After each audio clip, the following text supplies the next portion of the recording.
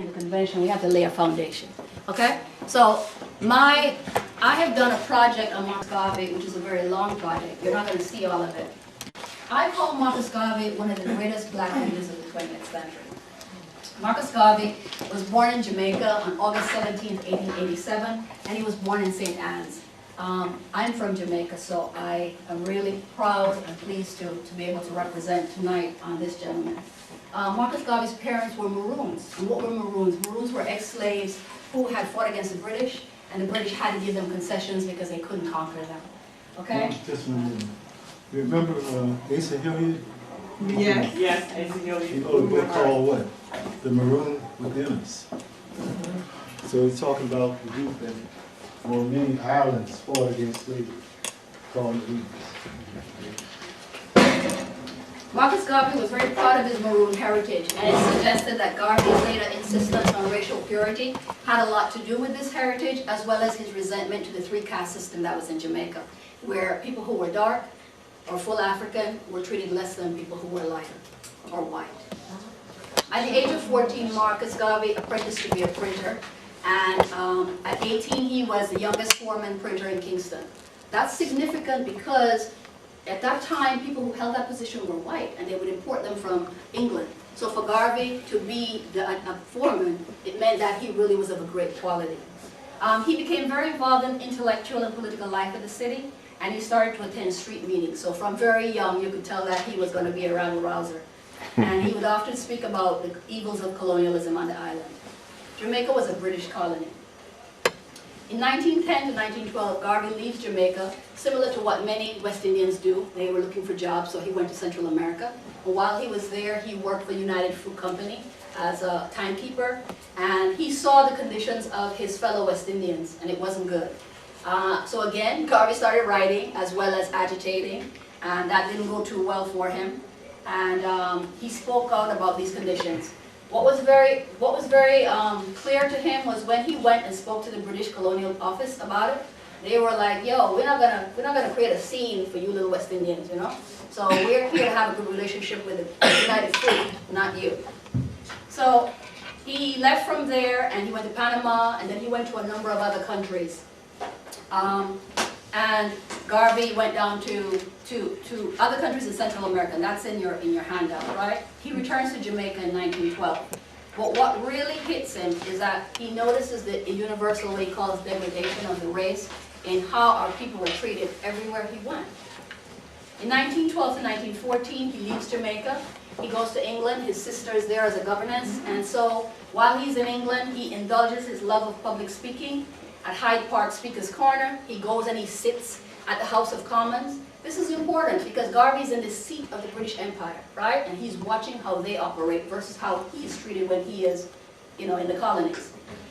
He attends some lectures at the Birkbeck College of the University of London, and he gets a job writing with the Africa Times and Orient Review, which was a fairly new monthly paper that came out and was the premier Pan-African journal at the time.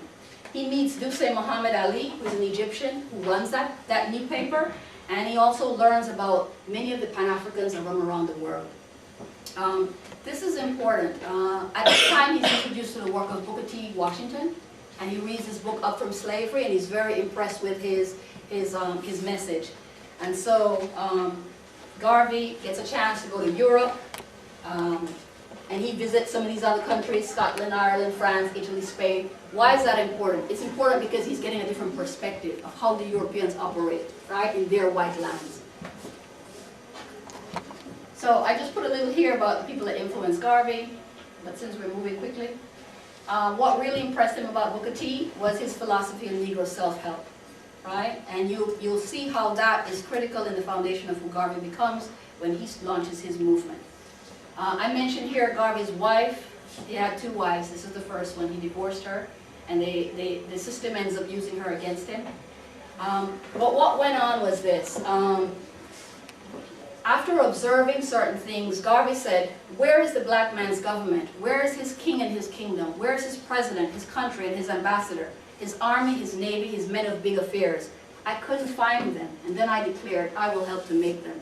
And that is words that helped to then launch the Universal Negro Improvement Association and the African Communities League, right? And what is that? On the slide it tells you. The UNIA is a social, friendly, humanitarian, charitable, educational, institutional, constructive, and expansive society organized for the general uplift of the black people of the world. That is still what's on the UNIA's brochures. It was formed in 1914 in Jamaica, and when he moved to New York, it was also, the New York office started in 1918. Oh, yeah, his birthday. Yeah. Some of the little mottos and things, aims and objectives was a united brotherhood among the race to promote race, pride, and love, to assist the needy, to aid in the abolishment of alien control in the whole of Africa, to set up diplomatic agencies in the principal countries, and to build educational institutions in Africa, to conduct worldwide commercial and industrial intercourse. When you begin to look at Garvey, you see that every aspect of what it takes for us to build a nation, Garvey tries to address. The motto that comes out is one God, one aim, one destiny. And this concept of brotherhood comes from the biblical injunction that they use as part of their founding documents. He created of one blood all nations of man to dwell on the face of the earth. So later on, Garvey's movement has become synonymous with that slogan, Africa for the Africans, those at home and those abroad. Now when Garvey gets to New York, he notices that Harlem, though it's a black city, it's like Chicago right now, right? You got all these other people owning the businesses, the Jews, the Greeks, the Italians, churches, most of the women go to church, right? And he's found that Negroes were coming up, black people were coming up from the South because of the conditions that were happening there. They were being lynched and Jim Crow and disenfranchisement, all of that. In the city, even though they were able to have better economic opportunity and they were able to make money off of the factory jobs, they still faced discrimination.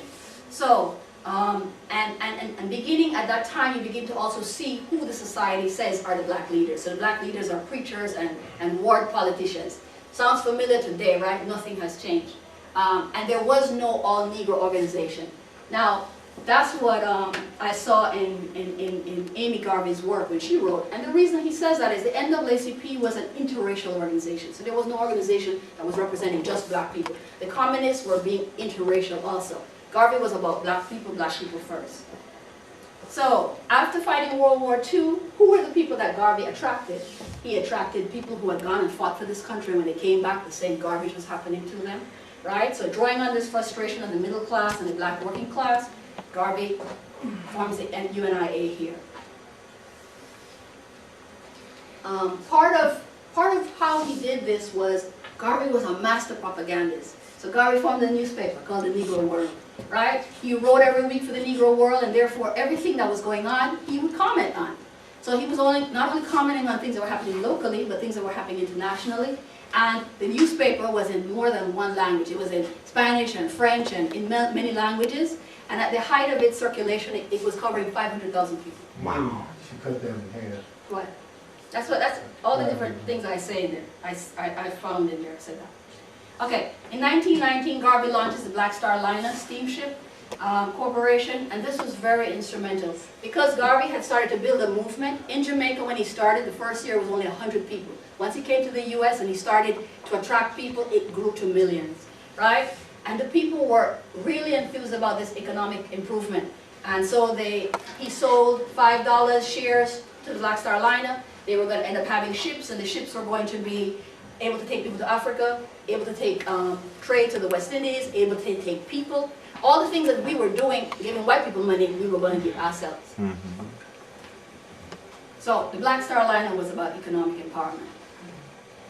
So the 3 ships that Garvey ended up buying, he raised over $600,000. $5 a share, $600,000, right? And bought the 3 ships, the SSS Yarmouth, the Shady Side, and the Kawana.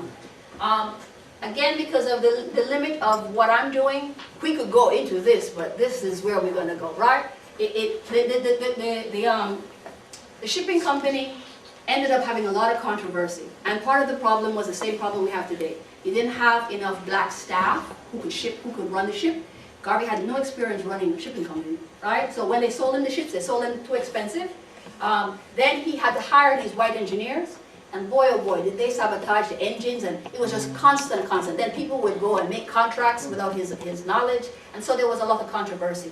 A solution to that would be more training, right?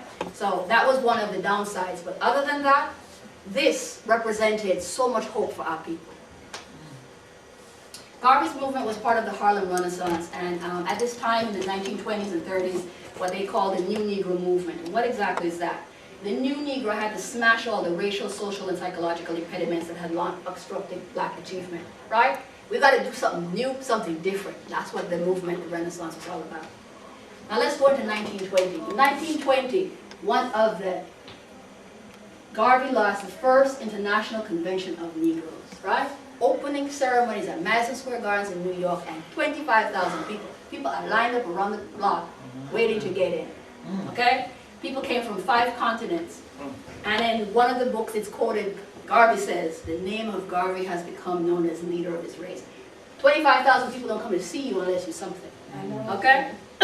Now, I put these pictures in because when you see it, then you get to understand what was going on in 1920. The full force of Garvey was displayed. White America saw for the first time the full force of Garvey when the Garveyites paraded through Harlem with the Royal Guard Engineering Corps, the paramilitary forces, the uniformed Black Cross nurses. Those ladies are still here today. And mounted legionnaires and thousands of supporters chanting, "Down with lynching, join the fight for freedom, and Africa must be free." Right? These are the women of the UNIA. I found a website, they're still up and running. Garvey united black people. The UNIA brought together diverse working people, members of church organizations, militant self-help groups, black independent trade unionists, pacifists, cultural nationalists, women liberation fighters, socialists, and a whole host of unorganized black people. Right? Garvey had a way of being able to reach beyond just those little barriers. That crowd you see there is a Garvey crowd in 1920. The UNIA represented black pride, racial pride, and a government for black people. Some of Garvey's detractors were embarrassed by what they felt was a show. Look, they're all dressed up, right? But fit the color, and the white people were dressed in the same way, weren't they? When you go to see us and we're graduating with our degrees, don't we have on all these robes and things? So it was interesting how the things that they would mock and laugh at him for was because they themselves could not conceive that they could be so much. That's what Garvey did.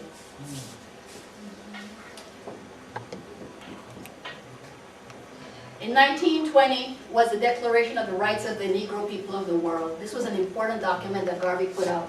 It listed all the complaints and atrocities that the Negroes were suffering worldwide, and it listed 54 points that addressed how we should be treated. It was one of the earliest and most complete documents advocating human rights and detailing the abuses against black people worldwide. It sought to uplift the race and encourage self-reliance in nationhood. Out of this convention came some symbols, because again, whites used to sing this little song, every race has a flag but the coon, and then the coon was, right? The coon was us, right? So Garvey found it important to create symbols that represented us. So the red, green, and black, I brought my flag for y'all, right? I have a flag. Is our colors. It's the color of the black race, right? And I never knew that. I seen this. Red. We knew it was the black. There you go. But Red for the color of the blood. Garvey, he created this for. Yeah, UNIA. Oh, wow. Red for the color of the blood that we must shed for our redemption and liberty. Black for the color of the noble and distinguished race to which we belong, and green for the luxuriant vegetation of our home, of our motherland. Yeah. That flag has gone on to influence a lot of African flags. Yes, yes, Right? it has. So I just love Kenya. I want to get one and put it in my room. And that was an anthem, right? Ethiopia, the land of our father. Ethiopia, the land of our father, the land where the gods love to be. As storm cloud at night suddenly gathers, our armies come rushing to thee. We must in the fight be victorious when swords are thrust outward to gleam. For us will the victory be glorious when led by the red, black, and green. In your handouts you have the whole verse, right? But what's important to notice about this is that the anthem was a military preparedness, right? But we were ready. Can you go backwards? We were getting ready. Can you go back to that? The chorus part? Oh, advance to victory, let Africa be free. Advance to meet the foe when the might of the red, black, and green. Okay. Now, That's the poem, Will? yeah, this poem was written by, and it's in your thing, by Burrell and Ford, and one of them was the first black rabbi in America. So this anthem was a call for military preparedness and an inevitable struggle for black liberation. We're not going to get anything unless we fight for it, because we're dying for it already. Okay? You're outside of Garvey. Right. But this is what Garvey, this is, I just want to make sure that you don't get him confused with what you just said. okay. At the convention, the delegates created the top post. So Garvey was also about spiritual empowerment, right? So he created a potentate, a deputy potentate, a provincial president of Africa, that's what he was, an American leader, and 2 leaders for the West Indies. So we're talking about a master organizer, right? And he's making sure that the areas around the world are covered. Since Garvey used religion as a political thing, right? The black god of the UNIA differed from many other Christian gods insofar as he was a god of self-reliance. He noticed that here was the first time where people are looking at a white god versus a God that looks like themselves. It is normal for you to believe that God looks like you, right? So he was trying to get the people back into that mindset. It appears as though Garvey, in view of his own religious background and mindful of the entrenched position, we know that many of our people are very religious. So Garvey wasn't coming to fight against that. He was going to now find a way to bring it together. This Black Madonna actually didn't take until like 1924, but he began to incorporate symbols, that people could look at. The UNIA, I'm over my time, so I'm just going to wrap it up. The UNIA was about economic empowerment. Negro producers, Negro distributors, Negro consumers, the world of Negroes can be self-contained. We desire earnestly to deal with the rest of the world, but if the rest of the world desires not to deal with us, we really don't care. Amen. Right? Because we are one of the biggest consumers in the world. If we begin to control our own destiny, we can do it. So the Garvey people owned the Negro Factories Corporation and businesses. They even had hotels. They had places that made hats. Everything the black people like to wear, we was making some of it. So, Professor, that's where I would have ended with my 1920. You want me to continue? No, right there is where you should stop. Okay. Go back. This is the Garvey Committee. Yeah. These are the little The buttons. names, you see some of the people that you'll be studying here. What is that, Professor, I hear? This is the Garvey Must Go Committee. Must go committee. Yeah, we must go. And he will be going. He will be in prison. We have Robert S. Abbott of the Chicago Defender, who was really one of the leaders. He had Garvey arrested when he tried to come into Chicago. Yes. And Chandler Boyd and April Randolph go together. Here you have Cyril Briggs, you look at him, there he is, and Du Bois, who also was a part of that. He actually was 7. Well, there's 8 of them who write a letter, right? Yeah. So I really was just showing you these Garvey Must Go people, and then I talk about who conspired to get Garvey deported. The U.S. government, the European governments, the communists and the socialists. Why? Because Garvey was gathering all the people and they couldn't attract them. Economics. Black leaders jealous of his success in organizing the mass. The editors, because my newspaper was doing so much better than theirs. So it was a lot of stuff. Garvey was a threat to entrenched privilege, even within the race. Right? Yeah. Here you are empowering black people, poor people, and many people did not like that. Okay? The first man, Martin Luther King says, though Garvey's movement was ridiculed by whites and the Negro elite, and he himself was hounded in and out of jail, a new generation awards Marcus Garvey his true place in the history of freedom. The first man on a mass scale to give millions of Negroes a sense of dignity and destiny. Okay? Now, my detractors are going to talk about my relationship with the Ku Klux Klan. I did have a relationship with the Ku Klux Klan. The Ku Klux Klan represents white America. Why would I not have a relationship with them? My members around the country are getting beat up and harassed, right? And they're the ones who are being truthful. They're saying, hey, they don't like us. It's about them. They're separatists, so am I. So Garvey dealt with the Ku Klux Klan from that perspective. So when people come and try to make it into something else, that's what it was all about. Okay? Lunatic or traitor. So W. Du Bois asked me if I was a lunatic or traitor. So I had to laugh, right? I say, Du Bois is speculating as to whether Garvey is a lunatic or traitor. Garvey has no such speculations about Du Bois. He is positive that he is a traitor. So why did I say that about the Ku Klux Klan? In 1920, there were 4 million Klan members. In 1924, there were 6 million. This was a force to contend with. Okay? So Garvey was right in his belief that the Klan represented the average white American views. That is them marching down Pennsylvania Avenue in full force.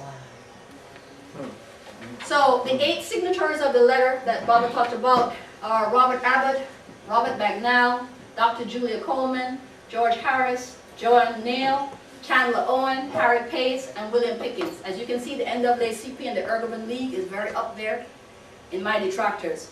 And Tony Martin, who I consider a great scholar, says this was one of the strangest moments in African American history. Right? And these people would write to the government to persecute me. Garvey said, it is said there is honor even among thieves, but that is apparent that there is no honor and self-respect among certain Negroes. So they didn't like my titles, the way I carried myself, and all I was doing was trying to uplift my race and people. Right? And what I see is that a lot of this was mainly jealousy. Jealousy of the fact that I grew a movement from 100 people in 1914 to 6 million people by 1925. That's awesome. After Garvey departed America, the communists adopted a form of black nationalism, and Du Bois began to preach separatism. So you know, they united to fight me, and as soon as they forgot what they wanted from me, they went back to their treacherous ways. So Garvey was imprisoned falsely on mail fraud charges. Let's read that, it'll be all there. He's given 5 years and a $1,000 fine, and told to pay for the cost of the trial, which has been a long one.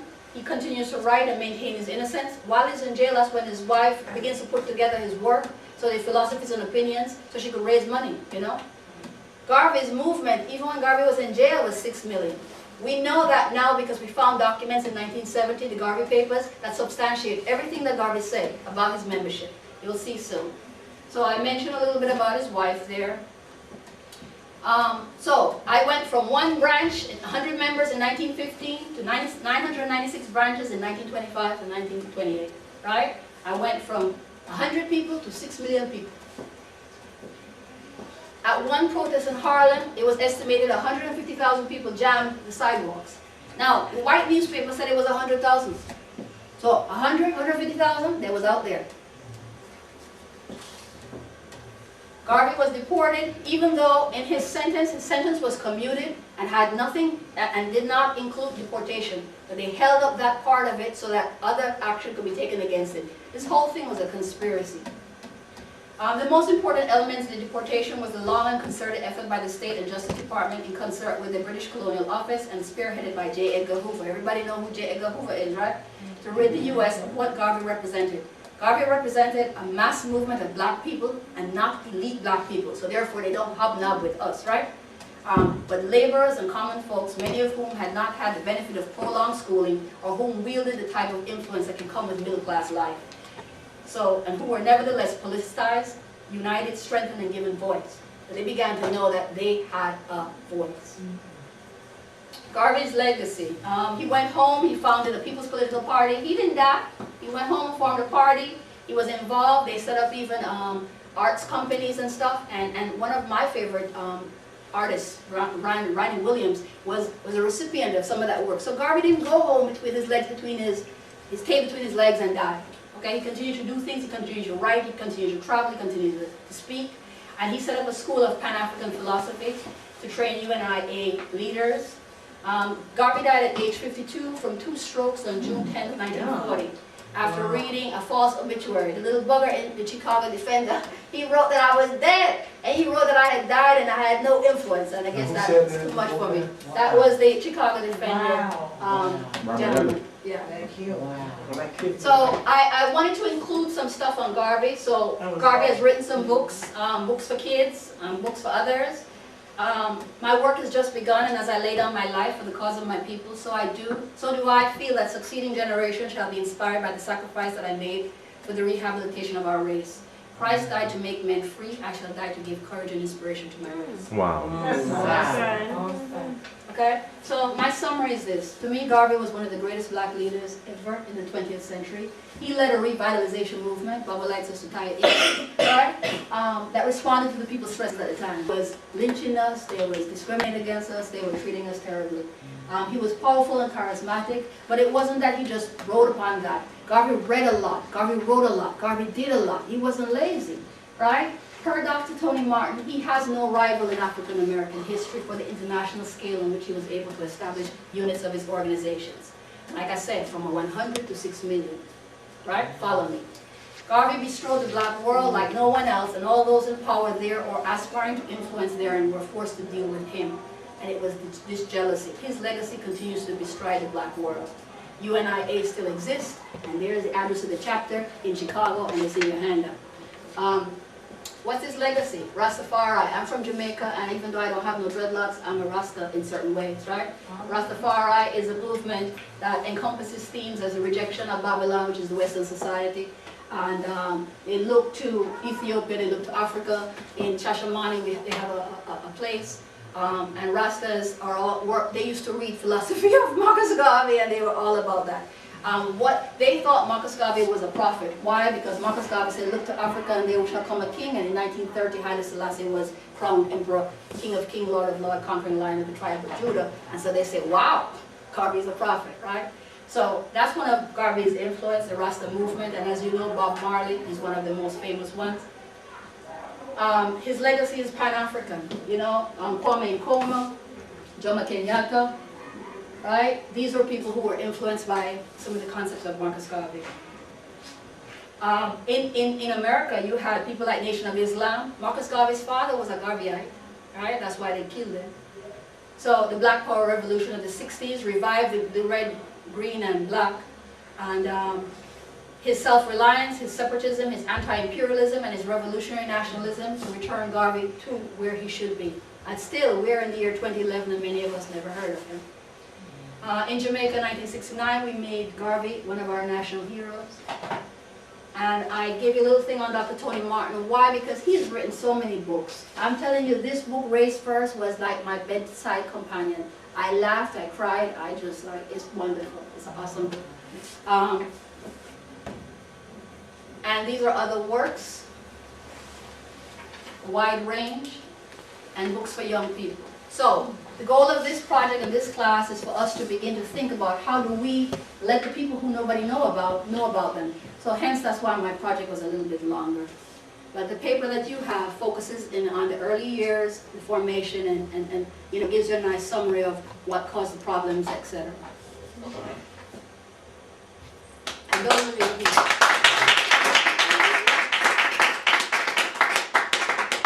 Questions or comments? Oh, that was awesome. You did a great job. Thank you so much. Yeah, That was that was really That was good. awesome. I'll give you a standing ovation.